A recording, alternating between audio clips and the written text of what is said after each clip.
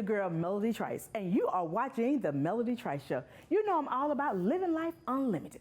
So many actors come to Hollywood wondering what steps they need to take in order to make it in this business. One of those important steps to take is getting oneself in front of a casting director. We have one of Hollywood's top casting directors up next, so you want to stay tuned. We'll be right back.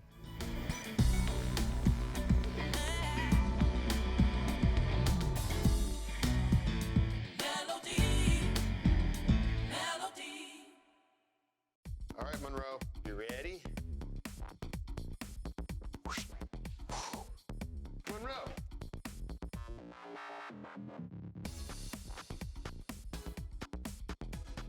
Ooh. Roll over. When you adopt a shelter pet, you discover all the things that make them unique. And your mother. They're a little bit of a lot of things, but they're all pure love. I'm heading out, man. You want to ride? No, I got my car, but I actually really need to go to the bathroom. Dude, are you okay? I am definitely buzzed. Yeah.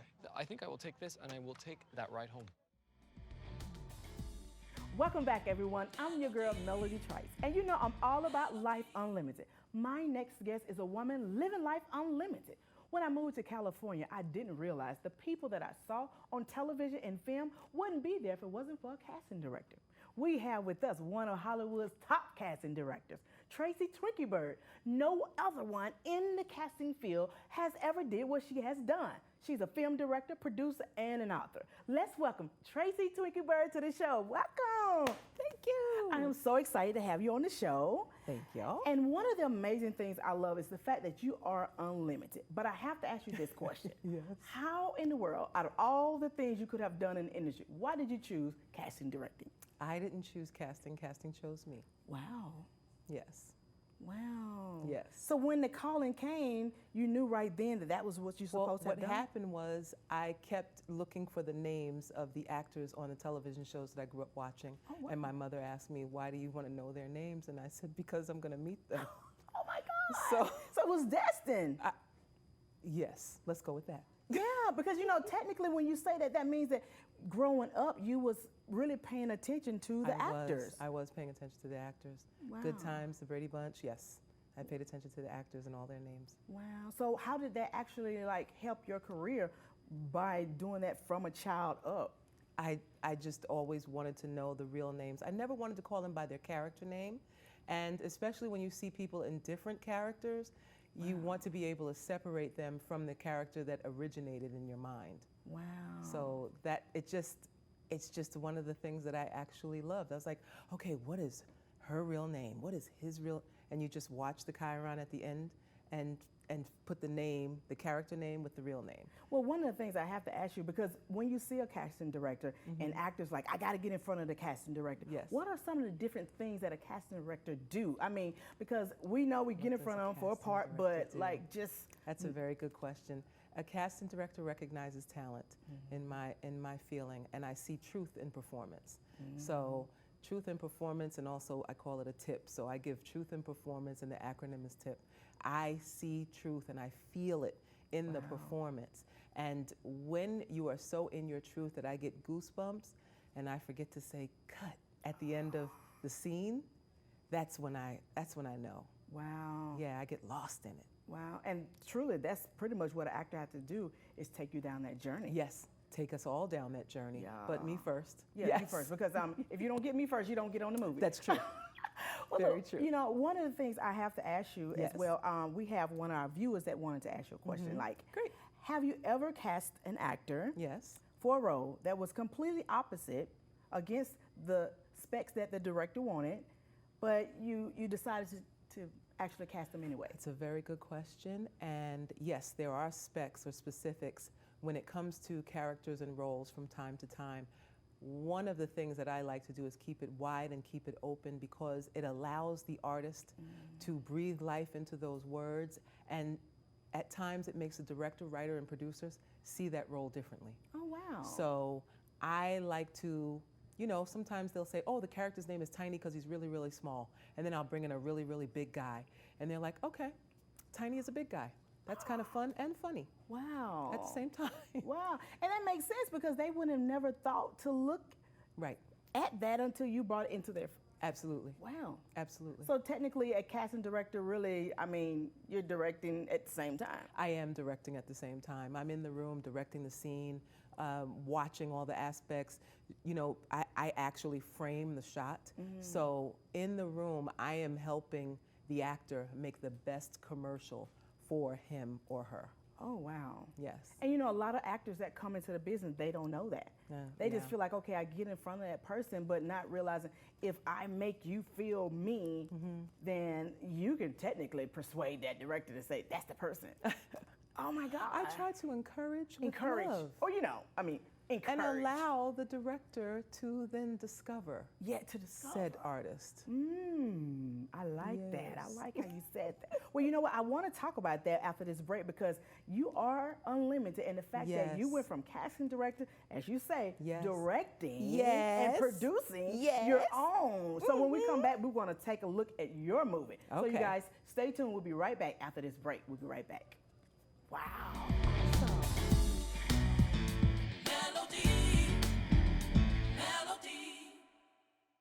All right, Monroe, you ready? Monroe.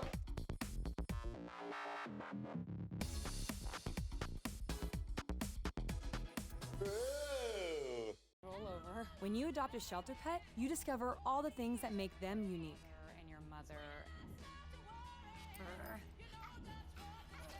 They're a little bit of a lot of things, but they're all pure love. I'm heading out, man. You want to ride? No, I got my car, but I actually really need to go to the bathroom. Dude, are you okay? I am definitely buzzed. Yeah. I think I will take this and I will take that ride home. Welcome back, everybody. I'm your girl, Melody Trice, and you're watching the Melody Trice Show. And you know, I'm all about life unlimited. If you're just not tuning in, I have with me Tracy Twinkie Byrd. You know, one of the amazing things is your movie yourself, The Counter 1960. Yes. I would love for us to take a look at it before we talk Okay. about it. All You right, guys, that's let's great. take a look right now. Let's take a look. Let's take a look.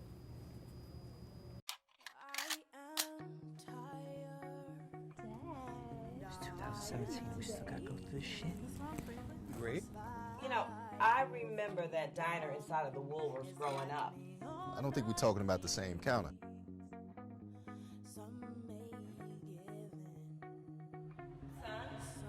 Now, when you sit on that stool today, thank you, grandparents. The same place where you and your friends go to chill is the same place your grandparents protested, so you could go in there and grab a cup of coffee. Killed unjustly. But you got to think about it. We've still been Profiled.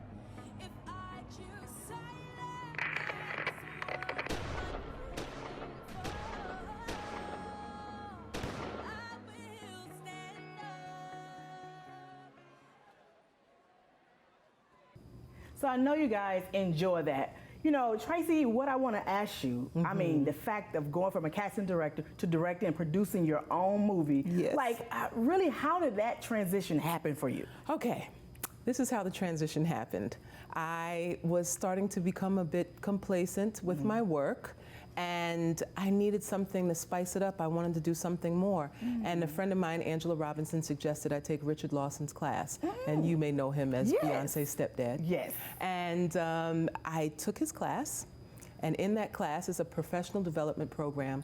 In that class, we learn how to write, direct, produce, act, and I submerged myself deeply into the process. Wow. And for the final in class, and I also met Ashley Jackson there. She is the young lady who is in the short film.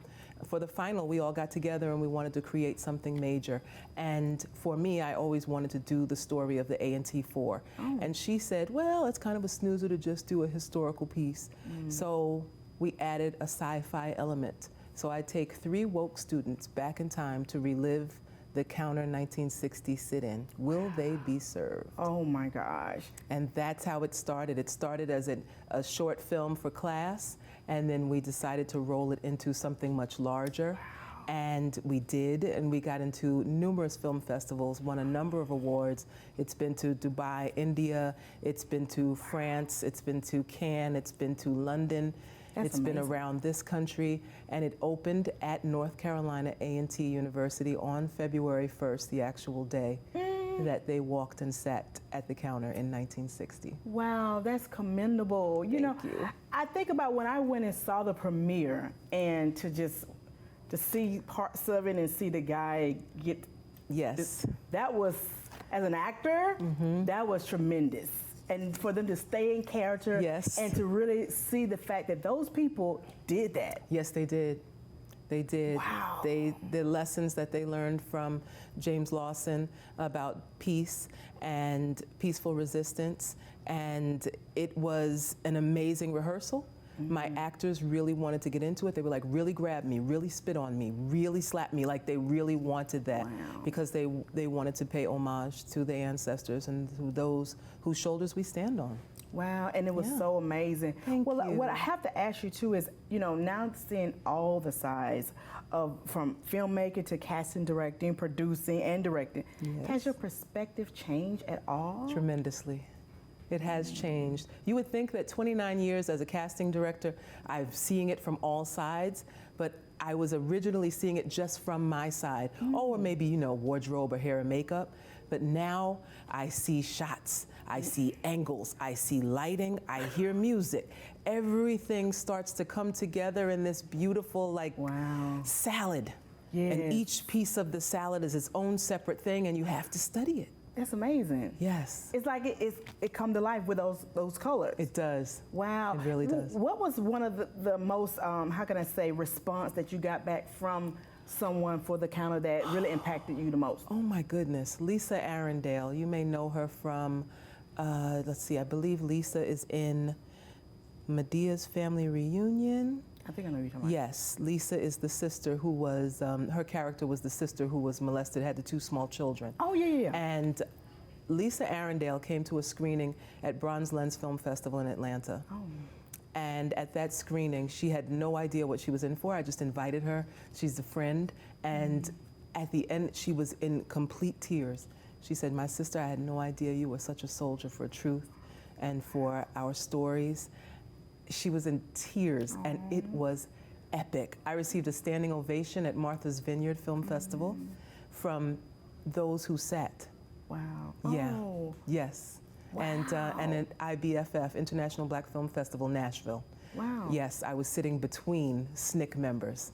So that was it's touching been an all by amazing itself. journey. Yeah. And then for them to see their truth be told is probably just priceless. It was epic. It was priceless. Wow. Well, I commend you for sharing that story, because to me, when people's story is told, then they know what they did was right. Exactly. That gave me chills, And I feel like when people see that, it gives them hope that I didn't do it in vain. No. It meant something. They did not. Wow. Yeah. Well, look, we want to talk some more because Yes. this is a powerful woman, and I want you to see how just unlimited she's gotten. She didn't stop there. So you guys stay tuned, because after this break, we're going to be back with some more with Tracy Twinkie Byrd. We'll be right back.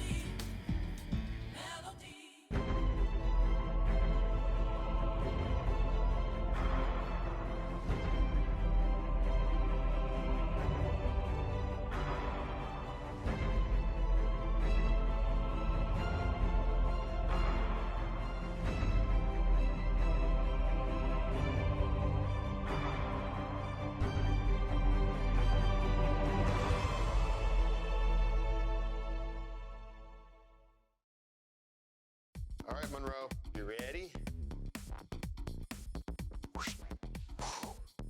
Monroe!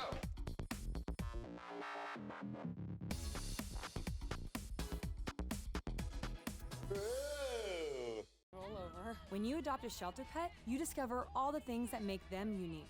And your mother. They're a little bit of a lot of things, but they're all pure love. I'm heading out, man. You want to ride? No, I got my car, but I actually really need to go to the bathroom. Dude, are you okay? I am definitely buzzed. Yeah.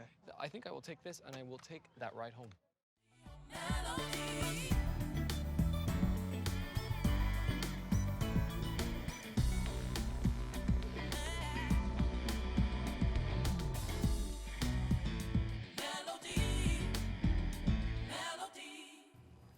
Hello, you guys, and welcome back. I am so excited because we are here with Tracy Twinkie Byrd. I mean, she's truly living life unlimited. If you have been missing, oh my God, you should have stayed.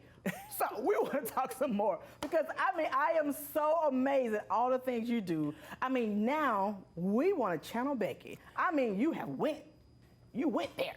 I did. So look, I mean, channeling Becky. How did you get to that point? Well, here's what happened. I had a breakup. Whoa. Yes. It was a tough one, too. Whoa. Not tough because of him. Oh. It took him 3 hours to break up with me over the phone. We were in a long-distance relationship, so breathe it in. Oh. So, yeah, breathe it in. So he had to call. Wow. But it was because of my expectation. He said, I'm marriage-minded, and I was like, well, we were dating, and he was marriage-minded, so that must mean me, right? Yeah. Wrong. Oh, no. Yeah. So we broke up, and he was nice enough and kind enough to express why and the feelings or lack of feelings he was having and all of that. And I sought out a therapist in order to help me with my challenges and my struggles, because every relationship ended in 2 years or less. Wow. And so I met a fabulous friend, Paula, and she introduced me to my therapist, Dr. Pat Allen, and we commenced to doing the work. And while I started doing the work, I just started chronicling it and blogging on Facebook and sharing it with my family and friends. Wow. It was then called the Dating Chronicles Over 40, because I am a woman of a certain age. And it morphed into this, Channeling Becky. Well, you know, as I hear your story and hear about your book, Channeling Becky, it's really like knowing you. Yes, it is. Knowing who you really are. Yes. And in the industry, women, I don't know why, but why is it we have a hard time finding that person? Okay, well, A, because they need to find us, and B, because we lead with work. Wow. And, you know, if you want to be cherished and protected, then you lead with who you are. And we've been in business so long being what we do that we don't know who we are. So we put, this is what I do out in front, instead of this is who I am, this is how I feel. And that's the shift that needs to happen for us, and that's the shift that happened for me. Learning to find myself, love myself, and then share, this is who I am.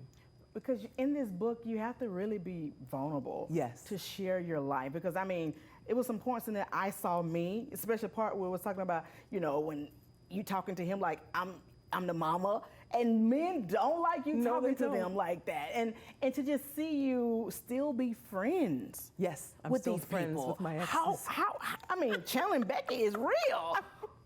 It's an interesting How did you do thing. that? I don't know. Once I started to get into my feelings and realize, I mean, I'm in love with another man now, so it's great. I can be friends with my exes, but I did have to take time to heal between the relationships. Some men want to be friends right away, and it is up to us to say, no, I'm not comfortable with that right now.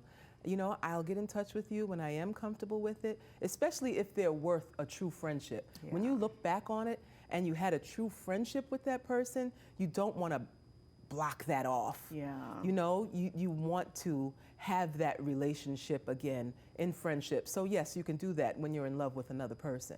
Or you're secure knowing that you're not still in love with them and trying to get them back and all of that stuff. You know, because that'll get in the way as well. Your expectation of, well, I'm going to make him love me again.